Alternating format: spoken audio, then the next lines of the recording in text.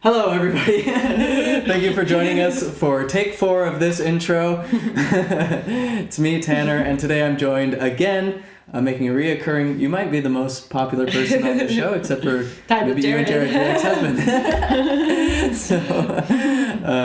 Kelli is a dear friend of ours and such a wise, compassionate person and articulate as well. So we always love having you on here. I learn from you every time we speak.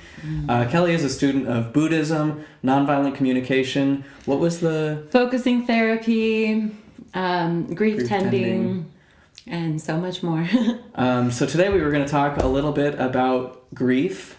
First and foremost, for most of our audience who's left Mormonism or a high demand religion, there is a lot to grieve initially, and then I think what seems to happen with most people, at least from my observation, is this a grief of being separated from community, from family, from identity, from belief structures, feeling kind of lost in the world. And then after, I think it takes some people maybe a short while, others a few years, to kind of reintegrate to a different model of living and understanding and relating to the world.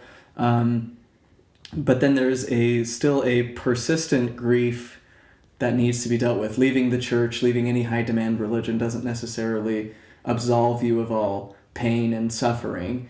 And so the question is how do we approach pain and suffering, grief, depression, these types of things in a new paradigm that helps us relate to it and to ourselves and to our communities more healthily, which is where your expertise lies. So when we were initially discussing, what we could talk about on the show, you sent inner rivers. Mm-hmm. What does that concept mean to you in the context of grief and the human experience and spirituality post-religion? Yeah, so I just love this concept of naming our inner rivers. And I've said to you before, set, sensation, emotion, thought. So we each have a river of sensations in the body, we have a river of emotions in the heart, and we have the river of thoughts in the mind. And it's actually these rivers of phenomena that make up human experience. It's funny to describe it that way because I don't think most people, again, coming from these traditional models of life and understanding, you see emotions as something that's just contained within you, that not like an inflow and outflow. They sort of happen spontaneously or worse, are put there by demons or gods or angels or whatever.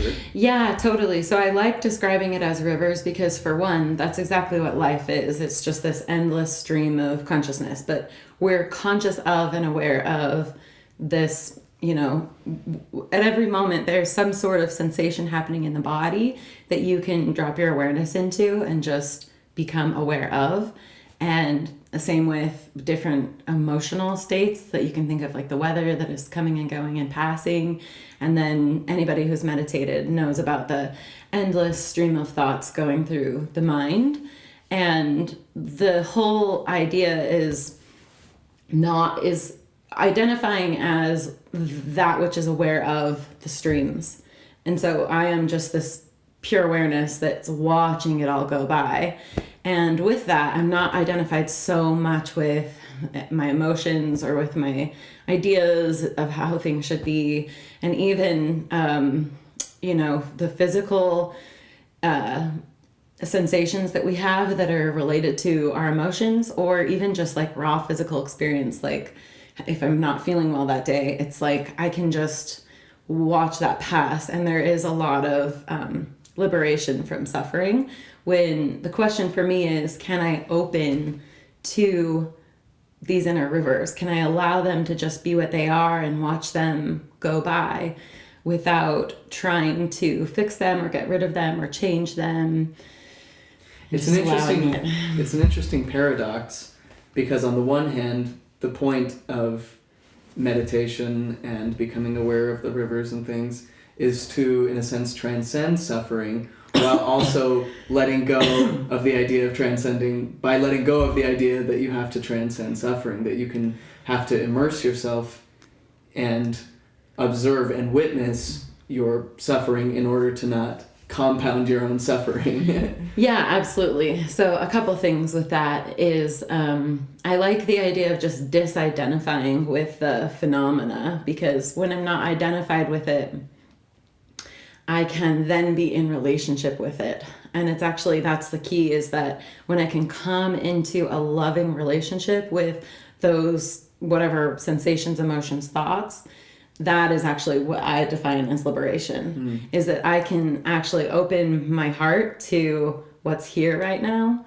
and allow it to be, and actually come and say hello to it and, you know, invite it in for a cup of tea and just welcome it. Like that Rumi poem, do you know? I'm thinking of a Ram Dass quote. Give me the Ram Dass It's probably quote. based on the Rumi quote. I just remember him saying, like, you know, I never once overcame any of my neuroses, but now I just invite them over for tea. And Yeah, he's referring to the Buddhist concept of having tea with Mara. Mara being the character that represents our demons.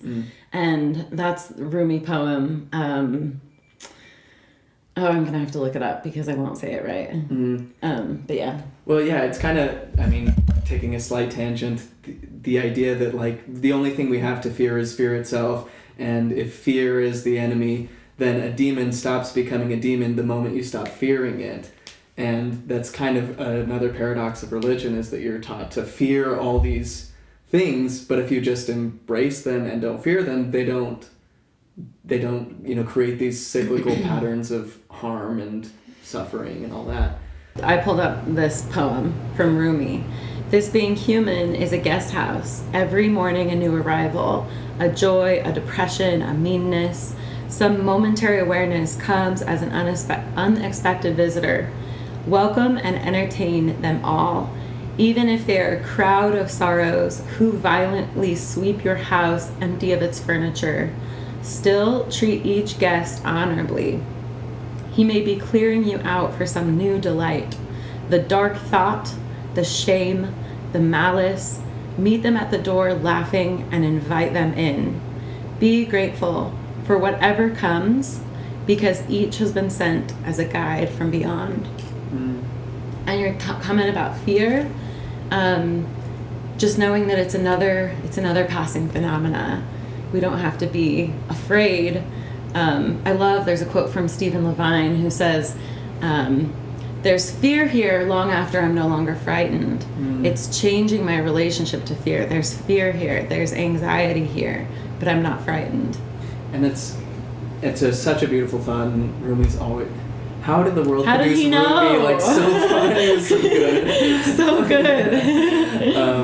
It's a really hard shift to make when you weren't raised being able to identify emotions and to, like, even locate them in the body. To that, like, that's still a foreign concept to a lot of people, that you can identify a sensation in your body that correlates with some distressing thought in your mind. And yet that's the case, and learning to tune into that rather than running away from it into substances or sex or distraction, TV, social media, whatever it is. You're like bringing up all my favorite things to talk about. Well, perfect.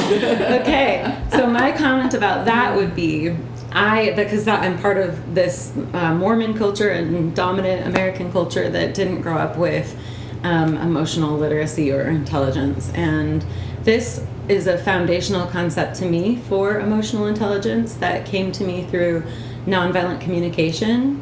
And it's this basic idea, it's two parts. One is that is recognizing the difference between our thoughts and our emotions. And very often when we say, I feel like blank, we end that sentence with a thought, almost always. I feel like you're not listening to me. Well, actually, maybe what I'm feeling is frustrated. I love in my conversations with you whenever you go, that's not a feeling. Like, what are you feeling? I just feel like I'm not getting my way. That's not a feeling. I was having a good conversation with a friend the other night, and we were talking for a long time about her process, and then I said, okay, let's stop. And so she said the story that she had. This is the story that's going on. And I asked her to close her eyes, and then I asked her, okay, what are you actually feeling? And she said, guilt.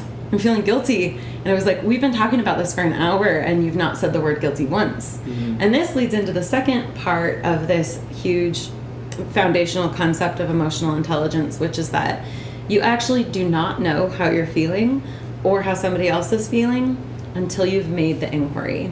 And so you can just start with the assumption that you don't know until you've investigated it. So there's huge power in pausing and slowing down and centering and taking a breath and asking, how am I really feeling right now? So, yeah. And is that your personal practice? Yes. Is that like you notice an uncomfortable sensation in the body that usually I don't even become aware that my body is uncomfortable until I recognize that I'm having like certain negative thought loops. And then I'm like, okay, like where it's like almost the flag that, okay, game's on, like go find it and sit with it for a minute. And could you walk us through that kind of process? Yeah, definitely. So mindfulness, the practice of just noticing what's here right now. And so going back to those inner rivers, noticing sensation, emotion, and thought is like a muscle that we can develop, practice, and strengthen it over time.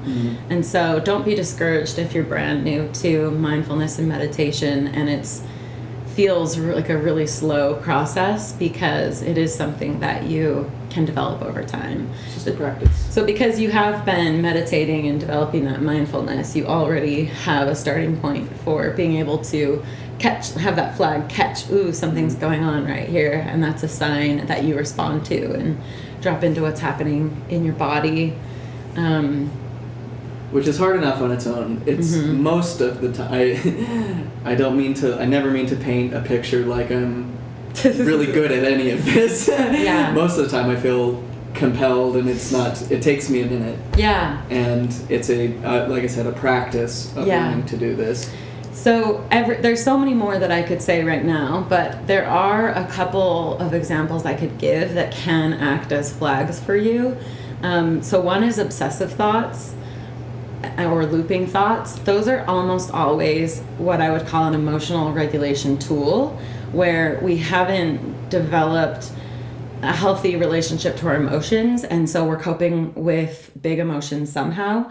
And what we do is our thinking mind just gets activated and gets caught in a loop. So if you notice obsessive thoughts, that can be one. But then another is, like you said, food, sex, spending, whatever it is. Any of those habits where we tend to dissociate. So like scrolling endlessly, which is part of like everyone's life, I think. Or, it could be so many different things, like spending or doing some sort of compulsive habit. There was one other one I was going to give, but I can't think of it right now. I could just give the example of anxiety. So that could be, maybe a lot of people who are watching might be familiar with anxiety in their personal lives. And that's something that you're definitely very aware of, but might not have but you're suffering in it. And that's like, that's such a common experience right now. So I'll just give the example of anxiety. If you notice that you're having a wave of anxiety, something's coming up, and then you might have a lot of different coping mechanisms like drinking or scrolling or getting angry or something. Very often we like pick up our bodies and move faster, like I'm gonna just get busy and rush through the day. And there's a lot of different things we do, because anxiety is a very uncomfortable physical sensation. Actually, I think of anxiety as part of the inner river of sensation more than emotion, because there might be emotion just beneath the anxiety that obviously fear, but also helplessness, sadness, anger, tons of different emotions could be just below that river of anxiety. But you're having those physical sensations of like heart beating faster, nausea, tightness in the stomach, whatever it is. And then there's the habitual response, which is like moving quicker or going unconscious and what I would suggest, to go off the prompt you gave me of like, walk us through that. What would you do? I would say start with what I call the power of pausing. And whatever you're doing, whatever it is, stop it, set it down. And if you can, like I know sometimes a wave of anxiety might come up at work or in a setting where you can't do this, but to the degree that you can, stop what you're doing. And if you're at home, go in your room or on a couch and lay down and do nothing. And it really helps to put one hand over the heart. I always put my right hand over the heart and the left hand over the belly. And this actually starts to activate, I think, the parasympathetic nervous system, but I'm not a scientist, don't quote me. That basically is like similar to having a hug. And your body starts to get the message that it's being held. And you're not trying to fix the anxiety or whatever sensations are happening in the body. You're not trying to make them go away. You're actually starting to say hello to them. And so it starts with just recognizing, because on one level, when you're anxious, you're hyper aware that you're anxious and that you're uncomfortable.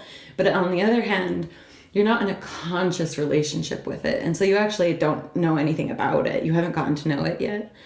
And so this is just starting to breathe and say hello to the sensations. And you're not just like you would with a friend. You're not trying to tell them to change or be different. You're just breathing and being present with it and allowing it to just be there. And bringing your awareness into, so this is a Rainer Maria Rilke is a German poet, and a line from one of his poems that I love is, what is it like, this intensity of pain? And so it's this like, what is it like? What is it like? Can I just for a second, because it's totally natural and normal to react to these uncomfortable sensations. That's perfectly okay. And you don't have to have an added layer of judgment against yourself for reacting to something that's uncomfortable. That's human and normal. But for just a second, see if you can bring in some curiosity. What is this like? What does it really feel like?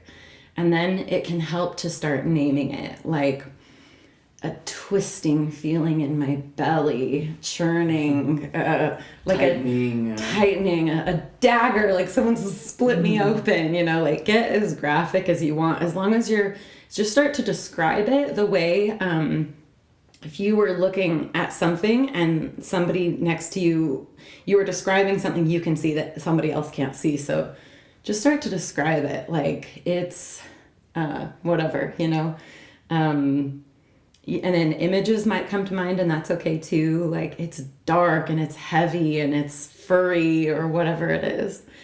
And this is what, when you first meet somebody and you're developing rapport with them, you're getting to know them. Like, oh, you're noticing things about them. He's got long hair. He's got nice eyebrows, a great mustache. And that's what you're doing. You're learning to have a healthy, loving relationship with what's going on inside. And just spending even 15 minutes breathing and being present with the sensations of anxiety can be a transformation. And this is the key, that you're not transforming the anxiety. You're not like, ooh, okay, I'll be present with it because then hopefully it'll go away. You're trying to like trick what you're doing is you're actually transforming your own quality of presence. You're transforming your own relationship to your inner rivers, because you can't you really don't have much control over those inner rivers. The body's going to do what it wants. Your emotions are what they are. And your mind is going to be a monkey mind till you die, just like Ram Dass said. And it's our attempt to seize control of the beast. Yeah, exactly. That complicates our suffering. Yeah, exactly. And it's okay when that's part of the process is that that's another layer of, like sometimes in meditation, it's like, I'm judging myself for, like the layers that the mind will go. You must have been raised Mormon. Right? I'm so bad at judging myself all the time. I need to repent.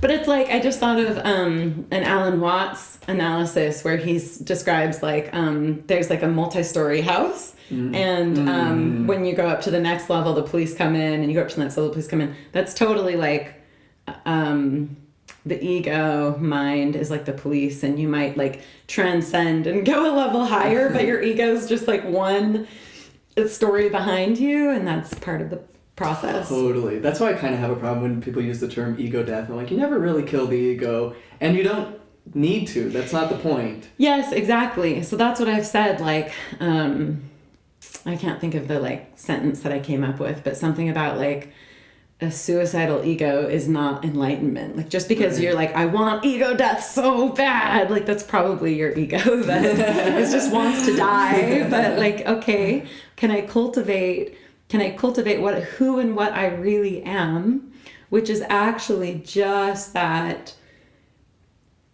presence that's aware of all of it. Can I cultivate that?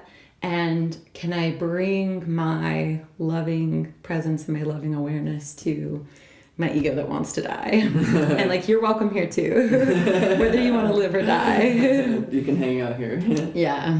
I really relate to what you were saying earlier about not, and we've said this a couple times, about not, the point isn't to transcend it. I know I do that when I sit down and sit with an uncomfortable feeling like anxiety, like sadness, and I will try to breathe into that area and just mentally focus my own compassion toward myself, like, I love you, like this spot of my intestinal tract, like, you're great, you're doing great, you're getting all my food digested. Yeah. And, you're also an indication to me that there's some kind of conflict in me, around me, that's leading to this uncomfortable feeling. Yes. And thank you for making me aware of that. Yes, exactly. So thank you for tying that in, because that's something else I would like to say, which is that I think of anxiety and all of our sensations, emotions, and thoughts as really valuable messengers. They have information for us that we can, if we learn to open to them and let them in, then we can respond to them.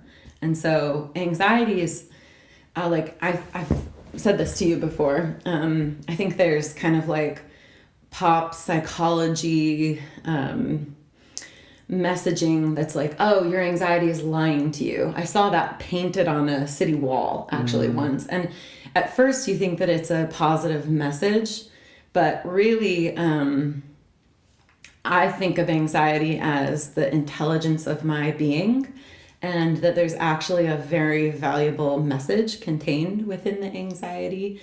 And so if I can learn to come and sit and be with it, then very often there is some sort of message that I can listen to and respond to. Mm-hmm. And when you go in with that compassionate inquisitiveness, then it can, over time, begin to tame the wild expressions of that anxiety, the untethered or unhelpful.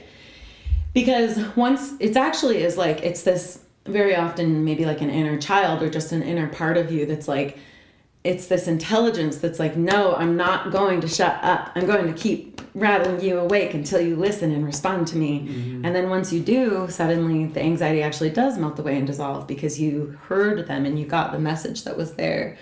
And it can be different things. Sometimes it is a message about something that you can do to better to better serve yourself in the world and in your relationships and things. So. Amen. And it doesn't always dissolve. I mean, I know when I sit with it, oftentimes the feeling will persist, but as Adam Levine says, it begins to soften. And I've noticed that even if I'm still anxious, I'm not anxious about being anxious, because if you have this whole story tied to it and you're just being, whipped around by it and, oh, I'm feeling anxious, what does this mean about my relationships and my family and myself and my career, and it's all closing in on me. I love when you get really ecstatic and exuberant and just once a conversation you gotta Totally. And I think just not by meeting it with that compassionate inquiry, it's just able to soften and able to hold and appreciate the process, and that with time and practice, then you, like I said, can reduce the harm that comes from it. A healthy grief practice is creating a container that's outside of my body where I can pour this out, and so that it can be cycling through me. It's not stagnant, but life is flowing through me, love is flowing through me, and grief is flowing through me. And so a healthy grief practice includes having a container of some sort. And what we do in grief circles and grief rituals is we create a safe container for people who are present to be able to express that and release that. Indigenous cultures know that grief requires a group. Grief requires presence of others. Because we are group animals. Absolutely, we are group animals. There are things we can do through our, we also have our own inner process that doesn't necessarily need to be shared, and there are things we can do to cultivate our own presence that can help us with some of that releasing of grief. But I strongly believe that we need the group, we need the community, we need the village, we need the container, and that's the big calling of my life, is helping to create that again, to return to that wisdom. Totally. When you say a container, are you talking just metaphorically a space where those feelings can be witnessed and honored? So both a psychological container among a group of people that has things like really just creating a setting, an intention of we're going to grieve. We're going to grieve. And so with that, there's things like respecting privacy, safety, that everyone's going to treat each other with certain guidelines of respect and acceptance, and not trying to give anyone advice or fixing where they are. And then also the physical space is really important. Place is a really important part of the human psyche. So having a designated sacred place where that can be held. And there's other things like song and burning sacred herbs and things like that, creating an altar that can be part of creating the container. So it's both psychological and it's physical. We can't do one without the other. And then that would open up a whole conversation about the importance of ritual, but maybe that'll have to be a part 2 or something like that. Yeah, perfect. I was going to say one more thing. Go for it. Other things, if you're at home and you do know that there's grief here and you are wanting to start activating it, you can literally get down on your hands and knees and get into a position almost like you're gonna vomit and start activating the heart and lungs, which are the constituents of where the grief is held in the body. And sometimes that can just start activating and releasing things. But yeah, there's more I could give, but that's a simple explanation. I like the idea of giving your grief somewhere to go. I know in my personal grounding practice, that's essentially what that is for me. Is and a lot of people use this or a similar practice of literally just imagining flowing into you, and raw emotions, raw energy flowing into you, and also literally flowing out into the earth. Mm-hmm. And getting your body used to the idea of allowing things in and allowing them to flow out, not holding things stagnant, channeling that inward flow of compassion. And anyway, so I really appreciate that. Any more on... I would like to do one on the power of ritual. The magic of ritual. That would be the next one. Can you do it, Terrence? Not this time. Too much pressure. It seems like kind of a hard sell to a grieving ritual. Who wants to get together and be sad together? That's what every grief teacher and mentor always makes that joke. Like, what are you, like Francis Weller, when I went to see him speak in Salt Lake last year, he was like, started out like, what are all you people doing here? But it is an important part of being human, and this idea that we can just be free of pain, free of suffering, that we can carry our burdens on our own, or that we can outsource them to some other figure is just, it's all hogwash. Like, we have to feel our feelings, we have to confront our feelings, both individually and collectively. And I think that that's certainly a shift that's happened in the last few decades, and is happening more and more, of people realizing that our society is not equipped or built with the intention of producing like healthy individuals and communities. And that's an initiative we have to take for ourselves. And kind of what you were saying about, going into grief and finding that satisfaction. I think when we look deep into our pain, not only do we find the source of our joy, we find the source of our gift. That if when you can confront your personal grief, then you also are able to become your own healer and are able to create that space for others. If you can make a safe space for your feelings in your own body, then you're able to offer that to other people. And then that becomes a gift. You're able to create a communal space where feelings are safe to have. And what a gift that you're able to then offer to others. And so that's my last thought with that is, I see you doing that. I hope that that's what I'm doing in life is absolutely. Going into my own grief and then using that as a place to, first and foremost, be safe in my own body, to allow and honor all the feelings and sensations that pass through it. And then expand that circle wider to include others. Right. Yeah, absolutely. Thank you for being such a good example of that. You're always such a healing influence in my life, and I see that in your interactions with other people. And thank you for coming on today. And thank you all for joining us and being such a good source of support and kindness to us on this channel. We love you a lot. If you have any more questions for Kelli, feel free to leave them in the comments. I'll have links to some of the references that you made in the description box. If you have a plug for people following you anywhere particular? I'm recently left most social media.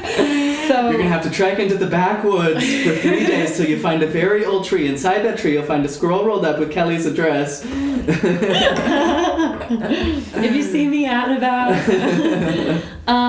Phil, I would be super glad to hear from anyone who's interested in chatting further, or if, I am in several different programs and a mentorship program right now, and I'm definitely a student of these bodies of work or these practices, but I am wanting to practice. And so if you are interested in practicing with me and allowing me to hold space for you, I would love that very much. So definitely feel free to reach out, leave a comment, and we can get in touch.